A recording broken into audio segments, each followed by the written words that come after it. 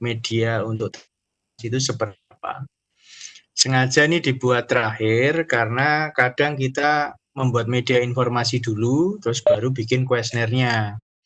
Kalau seperti itu nanti kuesionernya malah seadanya. Kalau kita bikin kuesioner dulu, kita berimajinasi, memberikan hal yang terbaik, baru media pembelajaran nanti akan mengikuti model kuesionernya. Jadi ini sengaja dibalik supaya kita punya cara berpikir yang berbeda. Kita lihat di sini.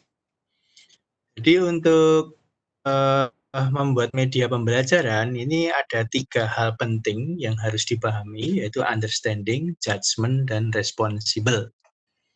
Ya, understanding itu apa?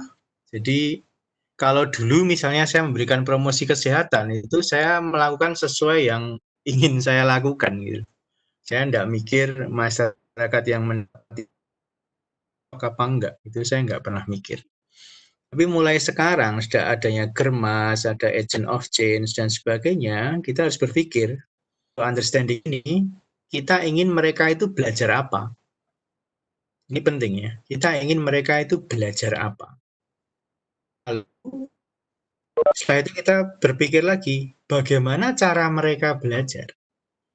Ini harus cocok, dua-duanya harus sinkron. Kita ingin mereka belajar misalnya tentang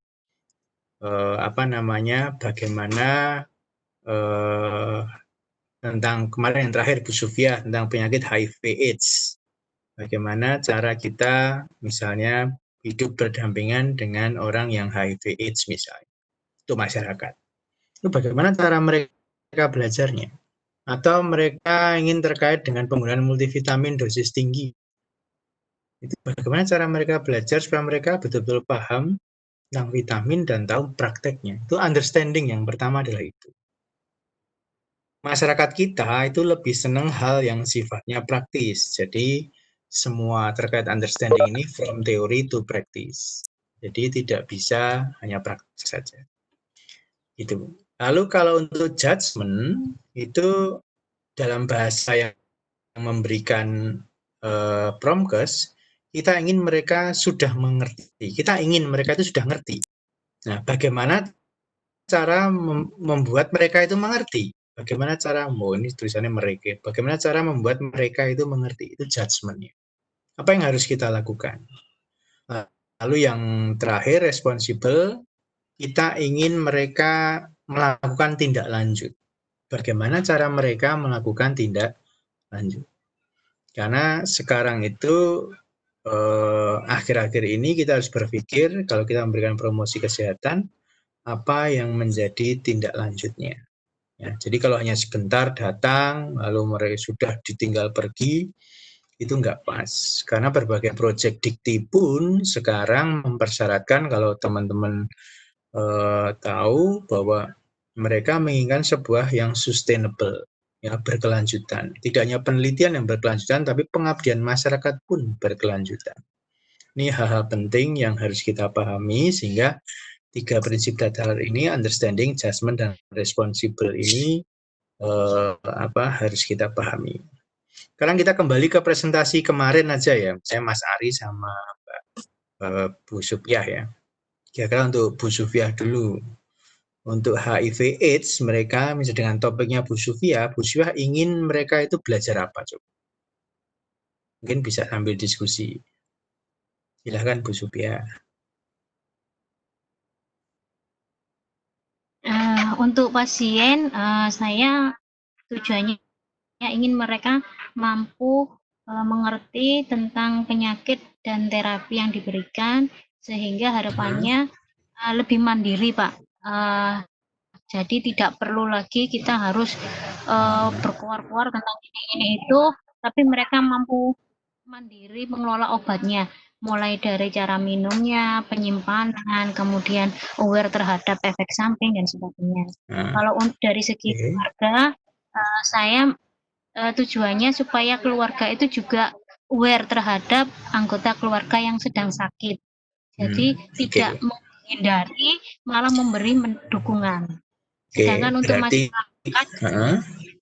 untuk masyarakat di sekitar pasien, saya berharap mereka juga tidak mengucilkan karena sama-sama manusia nggih Pak. Jadi kalau dihindari, dikucilkan itu malah menurunkan apa ya, mengedonkan semangat mereka untuk lebih sehat, Pak. Jadi pinginnya si masyarakat itu bisa menerima bahkan mensupport pasiennya. Oke, baik. Seperti itu. Berarti kan arahnya bagaimana mereka setelah paham, mereka mampu menindaklanjuti untuk kehidupan mereka kelak kan, sudah sampai responsibel loh. Sehingga kan tantangannya bagaimana cara membuat mereka belajar. Nah ini yang harus di-create oleh Bu Sufyah adalah itu. Bagaimana cara membuat mereka belajar. Misalnya begitu. Sekarang misalnya masuk yang Bu siapa ya? Bu Rosmawati ya, yang diabetes itu siapa ya kemarin ya? Yang ya, diabetes. Pak Rosmawati. Monggo Bu Rosma, gimana Bu Rosma? Silahkan. Untuk targetnya supaya pasien lebih mengerti penggunaan yang efektif, kemudian mengerti juga efek bila tidak menggunakan obat tersebut, kemudian mengerti cara monitor gula darah dan bisa memperbaiki pola hidup atau pola makan mereka. Dan berarti mereka gimana terus? Dan lebih memahami bahwa mereka harus bersahabat dengan penyakit mereka karena seumur hidup mungkin akan menggunakan obat tersebut gitu loh Pak. Oke, berarti mereka harus paham, misalnya ambil satu aspek ya, paham pentingnya kepatuhan. Iya. Dan mempraktekkan kepatuhan penggunaan obatnya kan begitu kan, berarti kita ambil satu aspek saja misalnya gitu. Artinya itu kan sudah sampai bagaimana membuat mereka melakukan tindak lanjut. Dan ini tantangannya juga sama, bagaimana cara membuat mereka itu belajar untuk sampai ke sana, misalnya begitu. Kalau multivitamin gimana Pak Dedi? Multivitamin.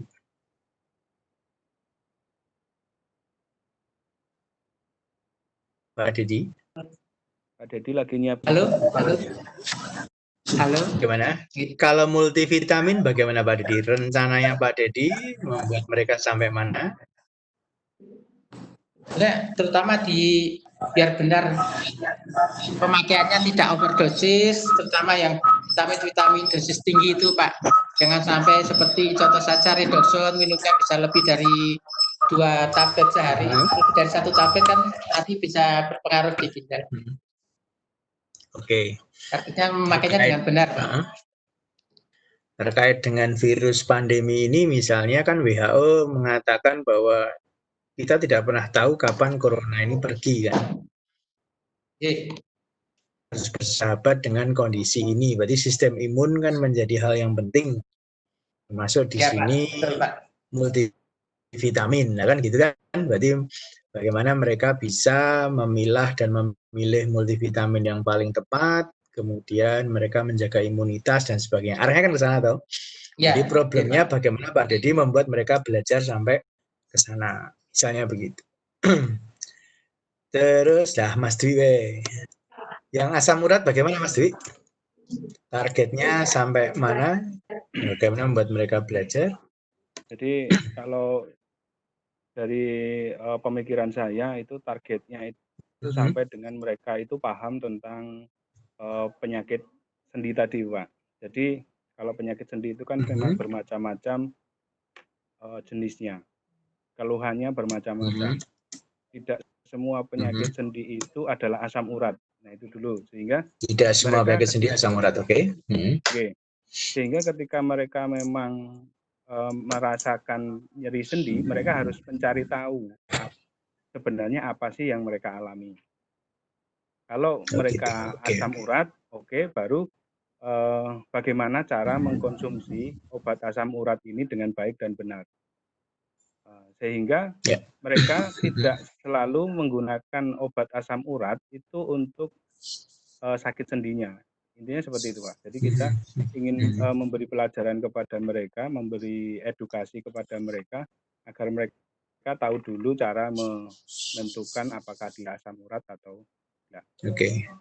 Berarti ini hampir mirip dengan yang multivitamin ya. Yang multivitamin kan juga mereka harus aware kapan pakai, kapan tidak ya. Beda sama yang DM sama HIV/AIDS tadi, masalah kepatuhan, bersahabat dengan penyakit ya. Lalu masih dua, yaitu antibiotik dan internet ya. Iya, dari arah COVID ya. Itu sampai mana kira-kira yang akan dikejar untuk buat media pembelajarannya nanti arahnya kemana? Ya dulu Pak ya mungkin. Mbak- Kalau monggo. dari saya mengambil mungkin tema COVID ya Pak.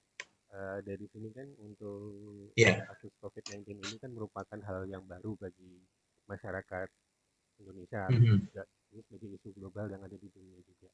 Nah mungkin sasaran promosi saya ataupun yang ingin kita pelajari dari masyarakat yang menerima pemaparan informasi ini adalah bagaimana cara mengenali si COVID-19 itu sendiri, terus kemudian bagaimana cara penularannya ataupun penyebarannya, dan bagaimana kita untuk apa itu namanya mencegah agar kita ini sendiri juga bisa terhindar mungkin dari pola perubahan perilaku ya Pak, dan ini pasti akan efeknya itu mungkin akan banyak sesuatu hal yang mungkin berbeda dari kebiasaan. Contohnya aja juga kondisi kita bersekolah ini pun juga mau tidak mau dengan cara jarak jauh, bersosialisasi pun juga ada pembatasan. Terus kemudian mungkin dari sisi budaya juga, apalagi kita dalam kondisi mau puasa mendekati Lebaran, ini pun juga ada perbedaan yang harus kita rubah dari sisi masyarakat itu, dari hal yang sesuatu kebiasaan atau habit itu menjadi sesuatu hal yang baru. Oke. Dan ke pengetahuan dan sikap ya. Nah, kita tidak bisa cek sampai tindakannya ya, karena memakai online ya. Terakhir, prefer ya, antibiotik ya? Iya Pak, yang antibiotik ya. Iya, silakan. Kalau dari rancangan yang saya buat itu, saya ingin mereka itu agar yang pertama itu mengerti serta belajar adanya peningkatan pengetahuan terkait dengan bagaimana cara penggunaan antibiotik yang rasional dalam bentuknya itu mulai dari cara mendapatkannya itu bagaimana, gunakannya itu bagaimana, simpannya sampai dengan pembuangannya. Karena kalau kita lihat kan masyarakat itu masih menganggap bahwa antibiotik itu sama seperti obat lain bisa digunakan kapan saja. Hal itu kan nanti akan meningkatkan tingkat resistensi. Yang dari pengetahuan itu harapan keberlanjutannya itu perubahan perilaku Pak. Jadi adanya penurunan tingkat resistensi akibat dengan peningkatan pengetahuan itu. Jadi berkesinambungan Pak. Oke, baik. Nah, jadi teman-teman sudah mulai membayangkan ya dari contoh 6 itu bagaimana cara mengajak masyarakat itu untuk belajar. Nah, coba sekarang informasinya bagaimana? Ya, jadi transfer informasinya yang paling kiri itu understanding, yang tengah itu judgment, yang paling kanan itu responsible ya. Jadi apa yang dilakukan kita? Kita menyiapkan materi dan cara yang menyenangkan. Itu yang paling penting adalah itu. Jadi materinya dan cara itu harus dibuat menyenangkan. Itu kalau kita mau promosi kesehatan di masyarakat itu ternyata kata kuncinya demikian. Jadi hanya sekedar memberikan PowerPoint, sedikit berdiskusi itu biasanya hasilnya kurang bagus. Tapi membuat mereka terlibat aktif ya, contoh yang legendaris ya CBIA itu misalnya itu betul-betul materi dan cara yang menyenangkan. Nah, dengan materi apapun yang Bapak Ibu siapkan itu membuat responden ya, saya sebut responden masyarakat itu belajar dengan melihat, mendengar dan menuliskan. Ya, mereka itu belajar dengan melihat, mendengar dan bukan menuliskan, merasakan. Jadi kalau hanya dengan PowerPoint saja mereka hanya melihat. Beda dengan yang video. Video mereka melihat, mendengar, dan kalau itu di situ ada jelas ada pemerannya atau ada orang yang kelihatan berdialog ya, seperti misalnya podcastnya Deddy Corbuzier misalnya, mereka bisa melihat, mendengar, dan merasakan pembicaraan yang ada di situ. Itu inti mereka belajar. Lalu setelah mereka beraktivitas, kita harus menyiapkan mereka waktu untuk berhenti sejenak. Saya menyebutnya judgment atau sebutnya bisa juga refleksi. Kita menyiapkan form untuk refleksi kegiatan mereka. Sebentar saja, 5-10 menit, kita minta mereka untuk menuliskan pengalaman belajar mereka. Ini kayaknya sepele, tapi sebetulnya dengan menulis itu mereka menumpahkan semua yang telah mereka lihat, dengar, dan rasakan tadi. Setelah itu, berikutnya kita juga waktu hadir itu, entah beberapa kali promkes, kita juga mungkin sudah menyiapkan program lanjutan, atau misalnya itu harus punya mitra, ya mitranya itu ada. Sehingga masyarakat nanti bisa menuliskan rencana kegiatan tindak lanjutnya itu apa secara konkret. Karena kalau tidak ada program atau mitra kerjasama yang akan mendatang, itu sulit untuk di masyarakat. Lalu berikutnya understanding-nya itu yang kita lihat, yang bagaimana kita membuat mereka ini belajar. Yang legendaris ya hanya presentasi PowerPoint, sederhana sekali ya. Ini bisa begitu. Sekarang sudah mulai ada video kreasi sendiri, video dari YouTube yang diedit, yang dirangkai, itu juga bisa. Itu suatu hal yang bagus sekali ya. Jadi di video inilah kita makin membuat mereka melihat, mendengar, dan merasakan. Mungkin juga ada game. Saya mohon maaf, saya belum nulis di sini. Mungkin masuk ke aplikasi juga bisa. Bisa game, bisa aplikasi. Jadi kalau mereka belajar sambil bermain itu senang sekali. Kalau ada leaflet atau booklet itu untuk membuat mereka memorinya itu tidak cepat hilang, karena ada leaflet atau booklet itu yang mereka pegang. Kadang kita berpikir kita share aja ya lewat WA, ya belum tentu dibaca. Tapi leaflet booklet mungkin bisa dibaca. Lalu ada diskusi interaktif atau demonstrasi, itu yang paling tengah itu. Ini memang menjadi senyawanya, menjadi nyawa dari promkes ini atau kegiatan apapun ini, memberikan pengalaman real atau demonstrasi. Ini yang paling diingat oleh mereka itu. Jadi untuk membuat media pembelajaran dan aktivitasnya, pastikan kita bergerak dari teori sampai praktek.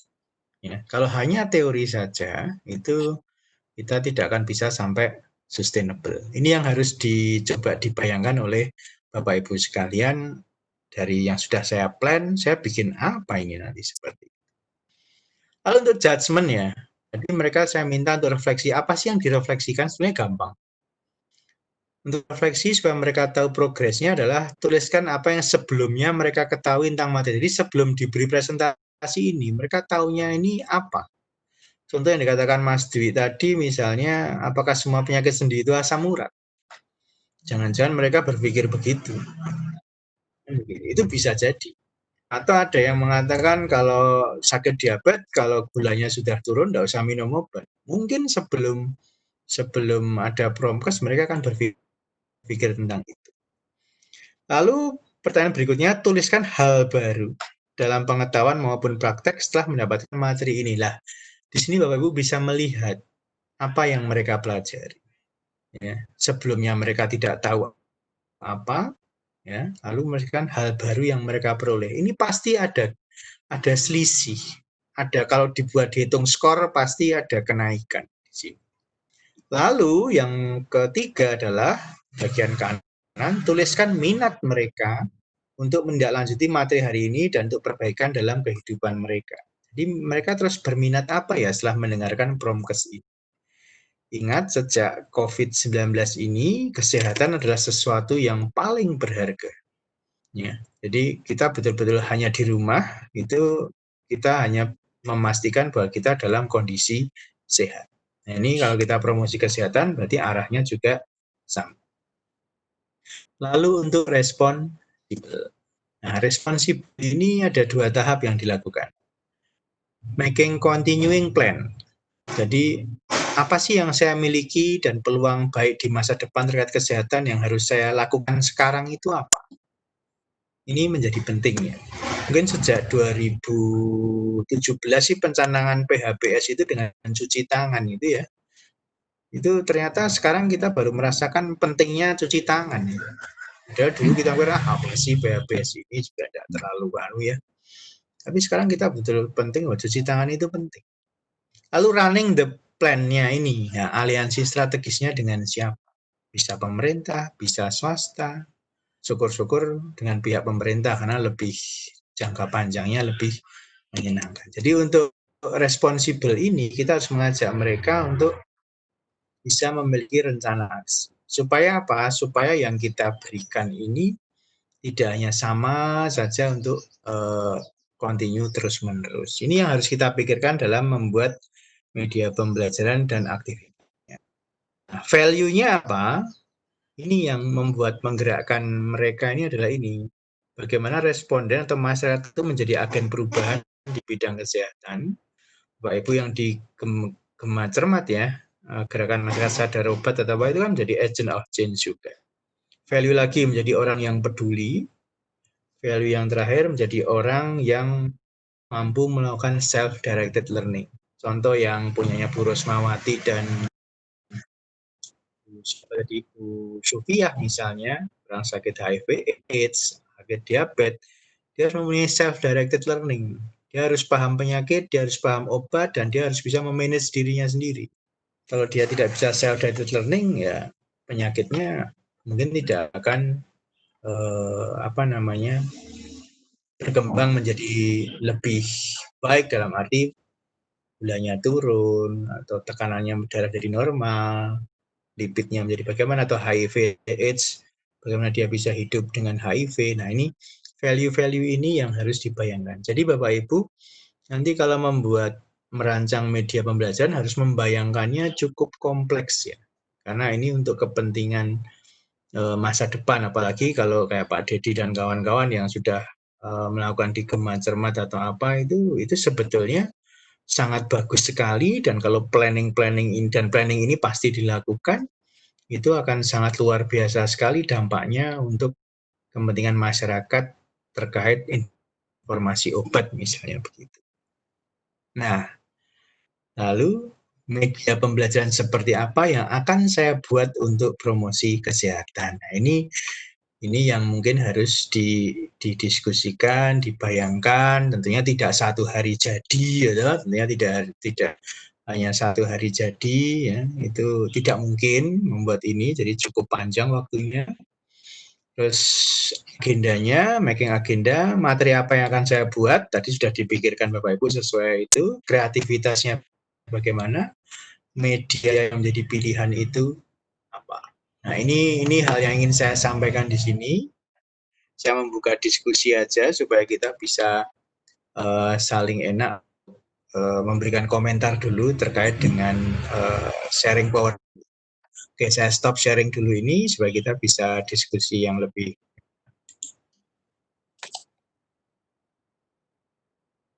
Oke, kita kembali. Oke, monggo Mas Ari bisa dikelola diskusinya. Siapa yang menanyakan dulu terkait informasi-informasi ini? Sudah paham belum untuk prinsip filosofinya? Karena understanding, judgment, responsible ini bisa dipakai di mana saja sebetulnya. Ini prinsip umum, prinsip umum. Understanding, judgment, responsible. Oke, monggo silakan. Kalau